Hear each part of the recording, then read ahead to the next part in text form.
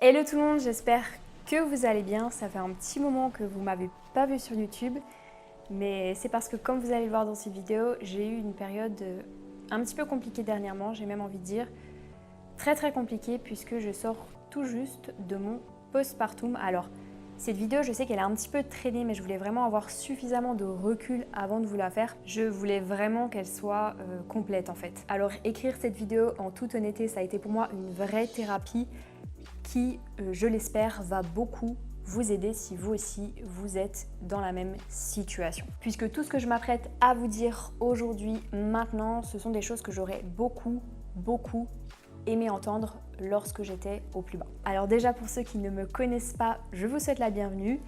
Et ça fait aujourd'hui 2 mois que j'ai accouché. Ça fait 2 mois tout pile même puisque j'ai accouché le 1er mai 2023. Alors on va commencer par le commencement. Je ne vais pas vous reparler de ma grossesse et de mon accouchement parce que j'ai déjà fait des vidéos sur le sujet. Mais globalement ça s'est quand même très bien passé. C'est plutôt après que ça a été un petit peu compliqué. Et j'ai même envie d'être sincère. Je vais être très crue dans mes mots, mais clairement ça a été une des périodes les plus difficiles de ma vie. Et le problème, c'est que je n'en parlais pas du tout. Et pourquoi est-ce que je n'en ai pas du tout parlé, que ce soit à mes proches ou bien sur les réseaux? Eh bien parce que j'avais l'impression que j'étais la seule à vivre ça. Quand je regardais les autres femmes autour de moi, les femmes qui venaient d'accoucher, j'avais l'impression qu'elles étaient toutes ultra heureuses, qu'elles nageaient dans le bonheur. Et moi, clairement, c'était pas du tout mon cas. Donc en fait, je me sentais très seule par rapport à ça.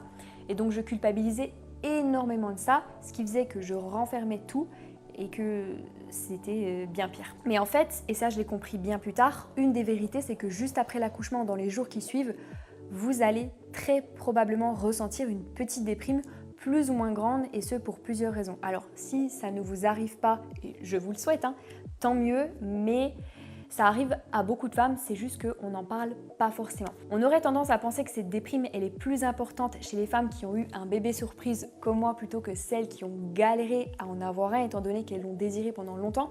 Mais après réflexion, je pense que c'est pas tout à fait le cas et ça peut même être l'inverse. Je vais vous expliquer pourquoi. Parce que quand on a atteint un but qu'on a mis des années à atteindre, la redescente, la chute après un immense bonheur, elle va nécessairement être plus grande. Et là où je fais le parallèle avec la grossesse, c'est que quand on est enceinte, on attend impatiemment l'arrivée du bébé pendant 9 mois. Donc quand il est là, on va forcément ressentir une redescente. Vous savez, ça me fait un petit peu penser à cette sensation qu'on peut ressentir le lendemain d'une soirée qu'on a attendue pendant super longtemps, sauf que cette fois-ci, c'est 10 000 fois plus puissant. Et le truc, c'est que même si c'était un bébé surprise, puisque moi j'avais plutôt prévu d'en avoir à 30 ans, ça fait pas vraiment 9 mois que j'attends ça, mais ça fait quand même une paire d'années. Parce que depuis toute petite, j'ai toujours voulu avoir des enfants, ce qui fait que maintenant que j'ai atteint cet objectif, je ressens ce vide. Et en fait, quand on parle de la chute d'hormones, c'est en partie de ça dont on parlait.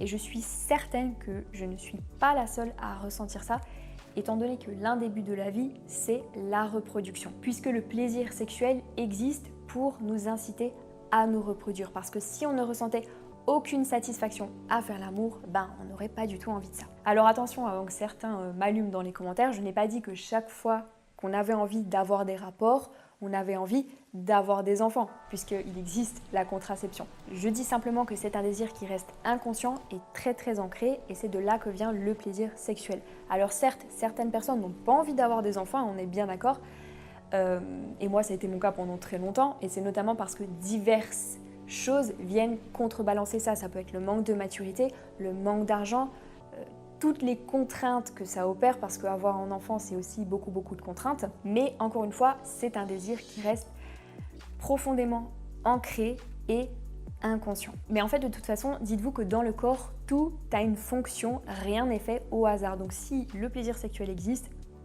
c'est qu'il y a forcément une raison, c'est que cela a forcément une fonction dans la reproduction.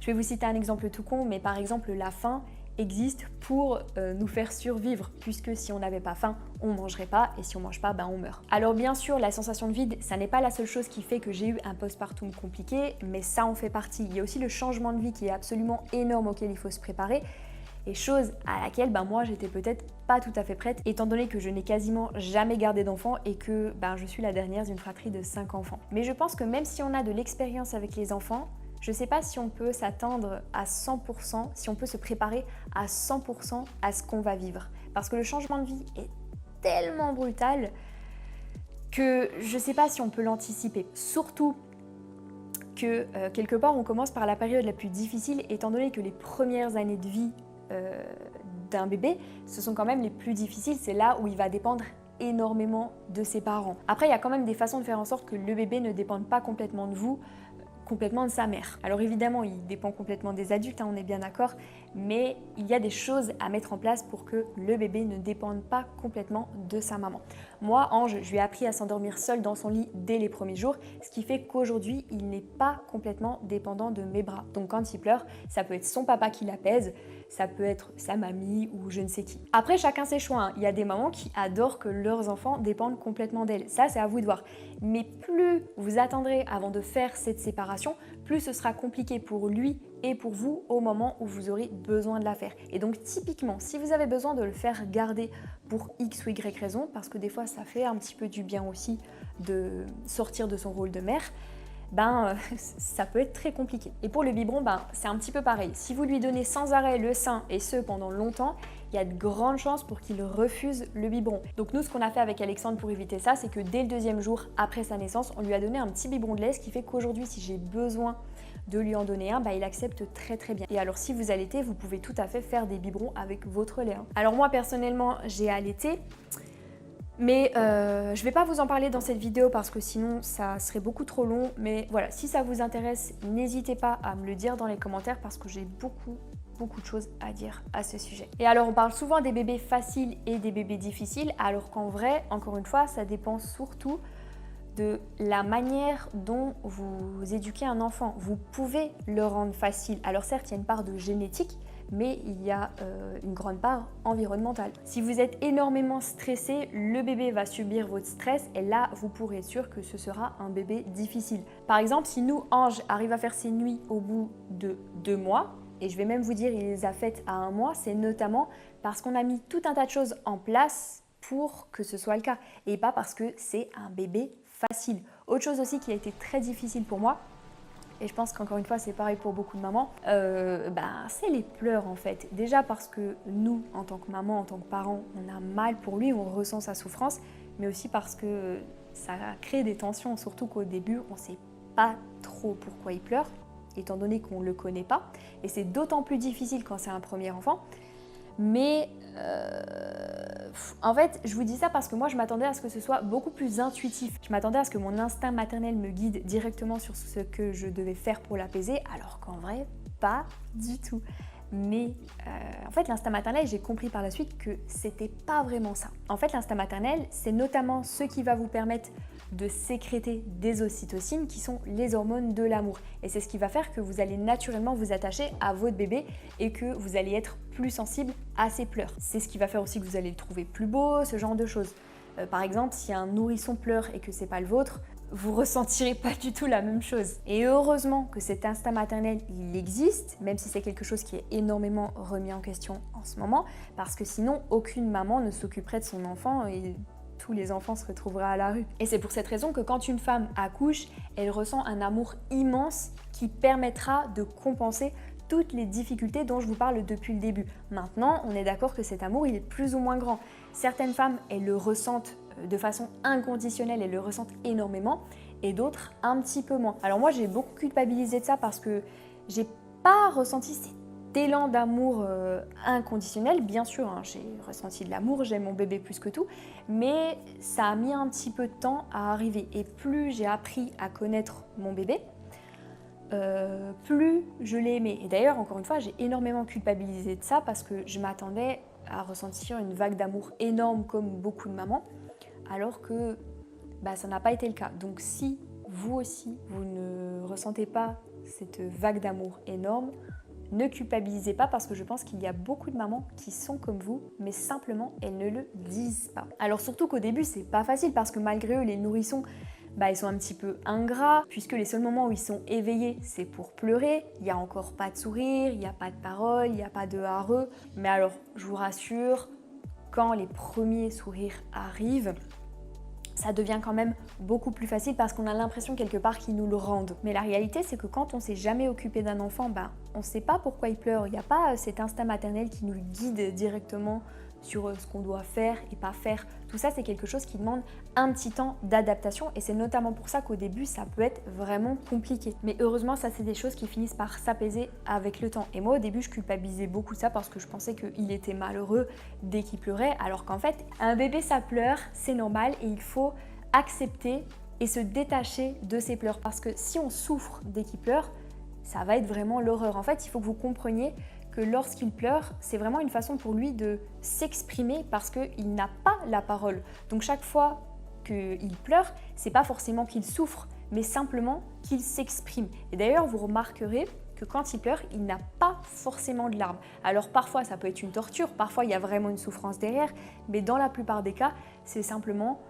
une façon de s'exprimer. Certes, ça reste une émotion négative, mais ça n'est pas, dans la plupart des cas, une souffrance. Donc moi, ce que je fais, c'est que quand il pleure, évidemment, je réponds à sa demande, si je suis disponible, et si je suis sous la douche ou bien que je suis en appel avec une cliente, étant donné que je travaille en même temps que je m'occupe de lui, je le fais attendre un petit peu. Alors, je ne suis pas pour, attention, le fait de laisser les bébés pleurer, mais je ne suis pas non plus pour le fait de courir le chercher dès qu'il pleure. Mais encore une fois, j'insiste, chacun a sa méthode en fonction de ce qui lui convient. Moi, étant donné que je n'ai jamais arrêté de travailler, je suis parfois obligée de le faire attendre un petit peu pour X ou Y raison. En fait, le plus important, c'est que vous soyez en raccord avec votre méthode, avec ce que vous faites. L'allaitement, notamment, ça demande d'être vraiment, vraiment disponible et certaines femmes ne peuvent pas se le permettre vu leur emploi du temps et dans ce cas-là, il vaut mieux qu'elles n'allaitent pas puisque ce qui importe dans tout ça, c'est que vous allez bien, puisque si vous n'allez pas bien, votre bébé ne va pas bien, votre conjoint ne va pas bien, et là, vous pouvez être sûr que c'est la catastrophe. Donc, ne culpabilisez pas, par exemple, si vous n'allaitez pas, si vous pensez que c'est mieux pour vous, faites-le. Et pitié, n'écoutez pas les gens qui vous disent c'est que le début ou encore t'as pas fini. Parce que moi, clairement, on n'a pas arrêté de me dire ça, ça m'a gavé. Alors imaginez comme c'est compliqué qu'on vous répète ces phrases sans arrêt quand vous êtes clairement en train de vivre une période de votre vie extrêmement difficile. C'est horrible, c'est décourageant, et je vous le dis, tout finit par s'arranger, tout finit par s'apaiser. Et alors heureusement que je n'ai pas écouté ces gens puisque je savais au fond de moi que ça ne pouvait aller que mieux. Maintenant, est-ce que toutes les femmes vivent un postpartum compliqué comme moi? Je sais pas, j'ai l'impression que la plupart des femmes nagent dans le bonheur, mais encore une fois c'est une théorie. Alors est-ce que c'est parce que je ressens des choses différentes par rapport à la majorité des femmes ou bien est-ce que c'est parce que beaucoup de femmes n'en parlent pas? Franchement, j'en sais rien. N'hésitez pas à me donner votre avis dans les commentaires. Mais peut-être qu'il y a un petit peu des deux aussi. Alors ce qui a beaucoup compliqué la chose pour moi aussi, c'est qu'en tant qu'auto-entrepreneur, je n'ai pas de congé maternité. Ce qui veut dire que je suis obligée de continuer le travail et de m'occuper du bébé. Alors, d'un côté, c'est stressant parce que du coup, j'ai énormément de choses à faire dans la journée, mais d'un autre côté, le fait de travailler, moi je sais que c'est quelque chose qui me fait énormément de bien parce que j'adore mon métier. Donc c'est un petit peu contradictoire. Alors attendez, parce que j'en ai pas fini avec les contradictions. Je sais pas s'il y a des femmes qui sont dans le même cas que moi, mais depuis que j'ai accouché, j'ai envie de faire plein d'activités, alors qu'avant, je n'avais pas du tout envie de ces activités. J'ai envie de faire tout ce que je ne peux pas faire à l'heure actuelle. Donc, je sais pas moi, sortir dans un bar, aller à la mer, ce genre de choses. Et alors quand j'ai parlé de tout ça à Alexandre, c'est marrant, mais en fait, il m'a fait me rendre compte que j'étais en plein dans la réactance. Et en y réfléchissant, je me suis dit que c'était pas con du tout. Le principe de réactance, pour ceux qui ne le savent pas, c'est un mécanisme de défense psychologique qui intervient lorsque notre liberté est menacée. Si par exemple, vous privez votre enfant de quelque chose, il y a des chances que par principe de réactance, il en ait 2 fois plus envie. Et alors, je parle de ça pour les enfants, mais bien évidemment, c'est aussi très très présent chez les adultes. Typiquement, le fait de ne pas avoir accès à quelque chose parce qu'elle est rare augmente notre désir de l'avoir, d'où le fameux « fuis-moi, je te suis-moi, je te suis ». Là où le principe de réactance est également assez puissant chez moi, c'est dans ma pratique sportive. Étant donné que je n'ai plus la possibilité de m'entraîner autant qu'avant, j'ai 2 fois plus envie de le faire. Et alors ça aussi, ça a été très très compliqué, le fait d'arrêter le sport après la grossesse, alors que clairement c'était mon exutoire, c'était ce qui me faisait énormément de bien. Ça a été très compliqué, mais Dieu merci, j'ai pu reprendre assez vite puisque j'ai repris le sport au bout de 3 semaines. J'avais le feu vert de ma kiné, ne vous inquiétez pas. Est-ce que je regrette ma vie d'avant? Oui, c'est évident que je la regrette sur certains points, comme toutes les mamans du monde je pense, puisqu'on n'a plus autant de liberté qu'avant, mais malheureusement, on peut pas avoir le beurre et l'argent du beurre. On peut pas sortir quand on veut et s'occuper de son enfant que dans les bons moments. Maintenant, est-ce que je serais plus heureuse si je n'avais pas cet enfant ? Non, clairement pas. Et je pense que c'est vraiment les bonnes questions à se poser. Je vous en ai déjà parlé dans ma vidéo sur la grossesse, mais avant que je tombe enceinte, j'étais persuadée, moi, que je ne pouvais pas avoir d'enfant. J'en étais même à pleurer. Et maintenant que je suis maman, je pleure parce qu'il y a certains aspects de ma vie d'avant qui me manquent. Comme quoi, on n'a jamais ce qu'on veut et il faut bien comprendre que ce qui crée la frustration, c'est le manque. Mais quand un manque est comblé, il y a forcément un autre manque qui apparaît. Sinon, on n'a plus aucune raison de vivre, on n'a plus aucun désir. Et la vie est un espèce de paradoxe comme ça, constant. Et voilà, je pense que le bonheur en fait n'existe pas, qu'on peut jamais ressentir constamment du bonheur, puisque comment connaître le bonheur si on n'a jamais connu le malheur ? Enfin, je suis désolée, je fais un petit peu de philosophie, mais c'est dans ces moments-là que je me rends compte que ce qui compte le plus finalement, c'est l'instant présent. Par contre, je pense sincèrement qu'il faut tendre au bonheur, essayer de ressentir le bonheur, mais prendre conscience qu'il n'existe pas. Par contre, la joie, elle, bien sûr qu'elle existe, mais elle est temporaire. Comment voulez-vous savoir ce qu'est le bonheur si vous n'avez jamais connu le malheur auparavant? Il faut nécessairement un point de comparaison. C'est d'ailleurs pour ça que les personnes avec peu de moyens ne sont pas obligatoirement plus malheureuses. Étant donné qu'elles n'ont jamais eu accès à un certain niveau de vie, le confort dans lequel elles sont actuellement ne sont pas si mauvais pour elles, alors que pour nous, il paraît rudimentaire parce qu'on le compare au nôtre. Là où ça peut être aussi très difficile à vivre, je pense, c'est quand on passe de riche à pauvre, étant donné qu'on a perdu quelque chose. Mais le problème, c'est que dans les moments où on ne va pas bien, on ne raisonne pas comme ça. Moi-même, quand ça va pas, je me concentre trop sur le négatif et j'en oublie le positif, alors qu'il y aura toujours du négatif et du positif. Donc ce que je m'efforce de faire, c'est que je me concentre sur toutes les choses qui vont bien et j'essaye de faire en sorte qu'il y en ait toujours plus, même si j'ai conscience qu'il ne peut pas n'y avoir que ça. Enfin bref, j'ai un petit peu divagué, mais si je vous dis tout ça, c'est pour vous faire comprendre que tout est une question de perception. Il y a une phrase que j'aime énormément qui est « Il faut avoir la force d'accepter ce qui ne peut être changé et le courage de changer ce qui peut l'être ». Par exemple, je ne peux pas changer le fait que je ne puisse plus autant sortir qu'avant, donc ça sert à rien que je me concentre trop là-dessus. Par contre, je peux faire en sorte de le vivre le mieux possible, notamment en ayant conscience de toutes les choses que je viens de vous citer. En fait, il est important de ne pas trop se concentrer sur le négatif, puisque de toute façon, il y aura toujours des choses qui ne vont pas. Mais c'est pas pour autant qu'il faut être dans le déni. Moi, j'ai fait l'erreur de ne rien dire quand j'ai accouché, et du coup, je souffrais énormément. Et vu que je souffrais, j'étais mentalement moins disponible pour Ange, donc je culpabilisais et donc je souffrais encore plus. Je pense que vous voyez un petit peu le cercle vicieux. En bref, si vous allez mal, il est extrêmement important que vous puissiez le verbaliser.